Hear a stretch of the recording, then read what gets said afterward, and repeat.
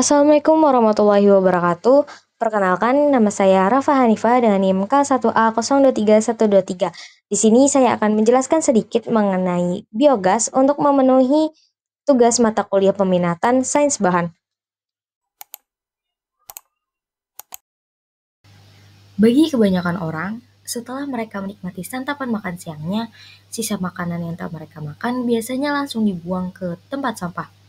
Itulah kenapa limbah makanan adalah tantangan utama di dunia saat ini. Bertonton makanan dibuang ke tempat sampah, padahal kita bisa menggunakan semua sisa makanan tersebut untuk mengubahnya menjadi biogas.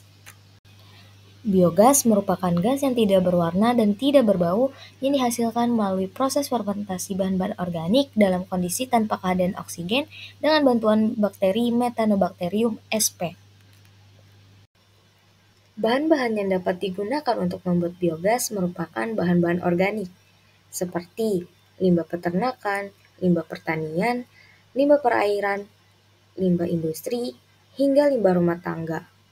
Jadi, limbah rumah tangga seperti sisa makanan dapat digunakan sebagai bahan baku untuk pembuatan biogas. Komposisi utama biogas adalah metana atau CH4.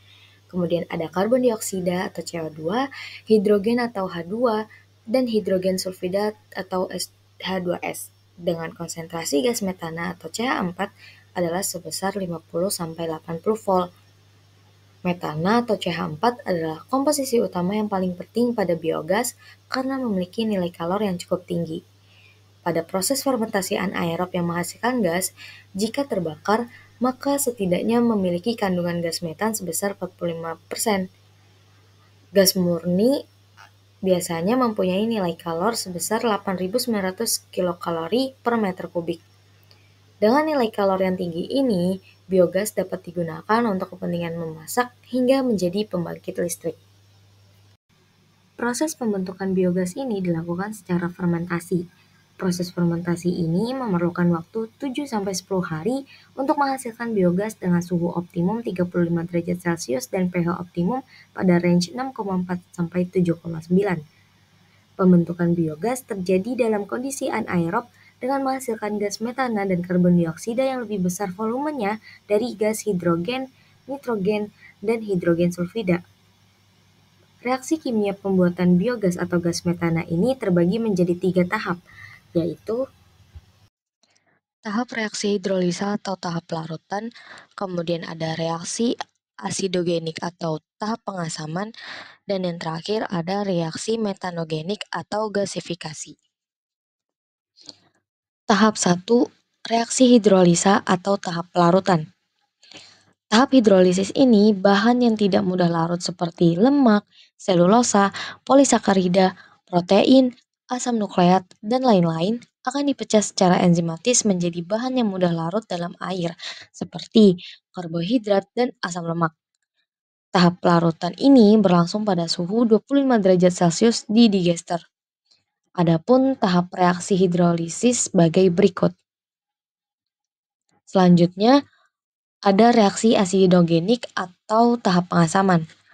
Pada tahap ini, dinyatakan bahwa bakteri menghasilkan asam merupakan bakteri anaerobik yang dapat tumbuh dan berkembang pada keadaan asam. Pembentukan asam dalam kondisi anaerob ini sangat penting untuk membentuk gas metan oleh mikroorganisme pada proses selanjutnya. Pada suasana anaerobik, produk yang dihasilkan ini akan menjadi substrat pada pembentukan gas metan oleh bakteri metanogenik. Tahap ini berlangsung pada suhu 25 derajat Celcius hingga 30 derajat Celcius di digester. Reaksi asidogenik senyawa glukosa adalah sebagai berikut. Selanjutnya, yang terakhir ada reaksi metanogenik atau tahap pembentukan gas metana. Bakteri metanogenik pada tahap ini akan membentuk gas metana secara perlahan. Bakteri penghasil asam dan gas metan bekerja secara simbiosis. Bakteri penghasil asam membentuk keadaan atmosfer yang ideal untuk bakteri yang penghasil metan. Sedangkan bakteri pembentuk gas metan menggunakan asam yang dihasilkan bakteri penghasil asam.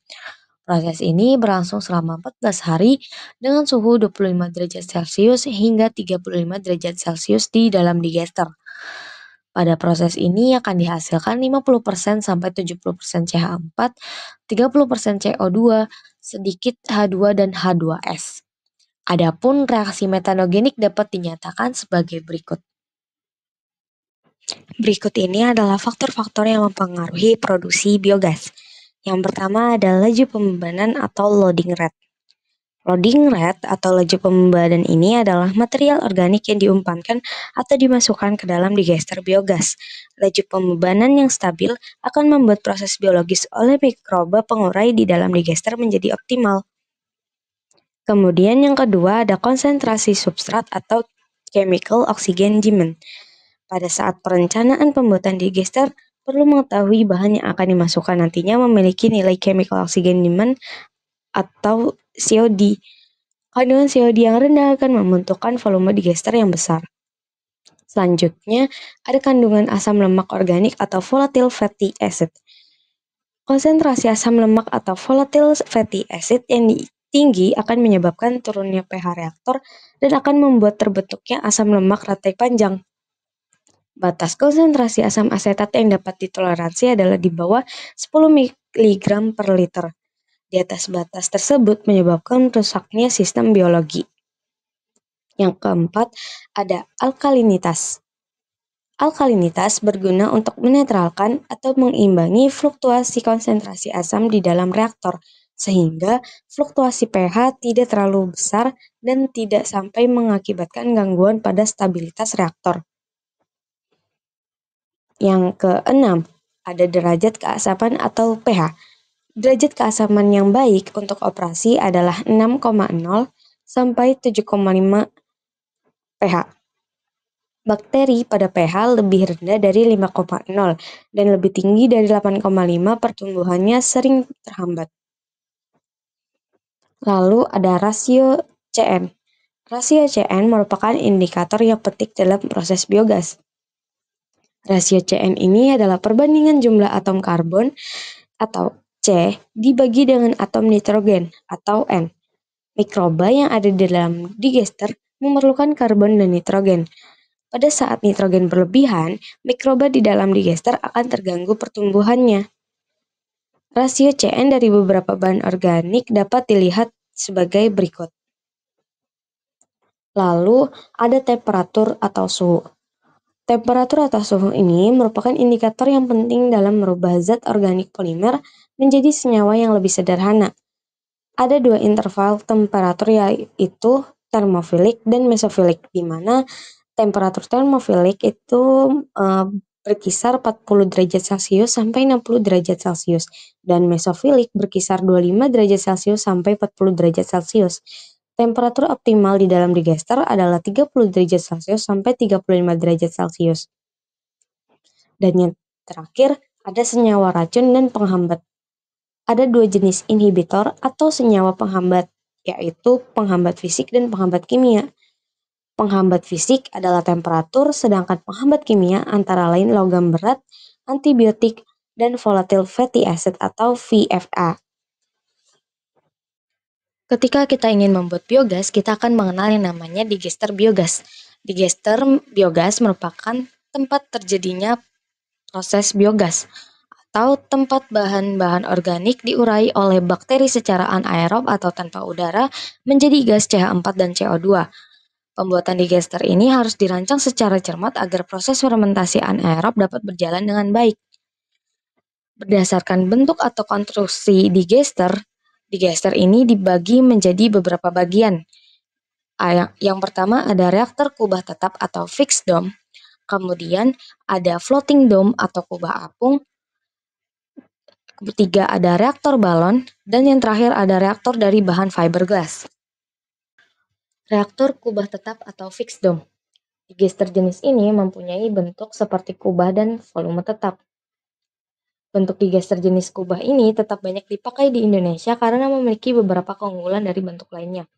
Adapun kelebihan dan kekurangan digester jenis kubah tetap ini adalah yang pertama, untuk kelebihannya adalah konstruksi sederhana dan dapat dikerjakan dengan mudah.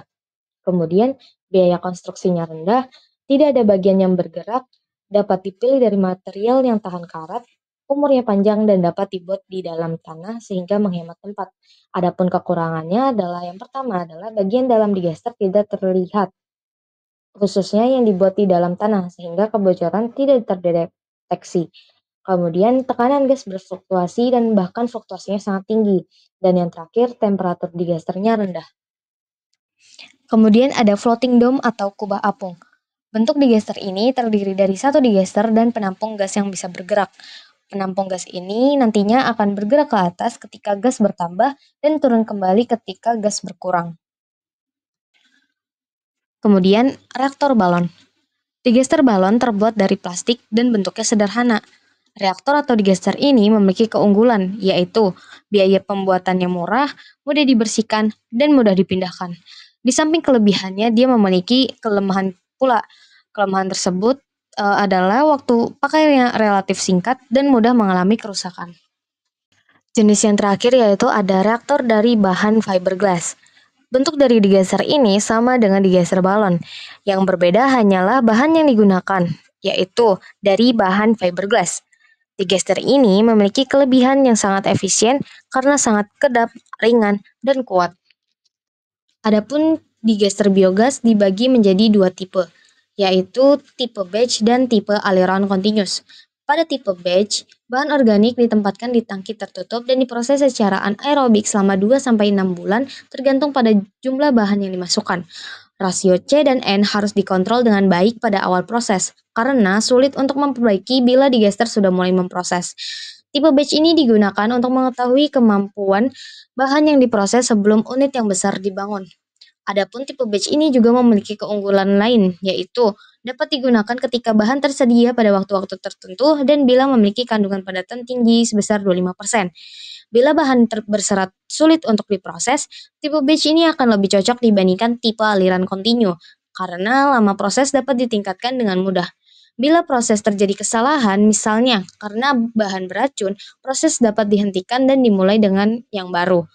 Adapun untuk tipe aliran kontinu ini dapat mengatasi masalah pada proses pemasukan dan pengosongan pada tipe batch.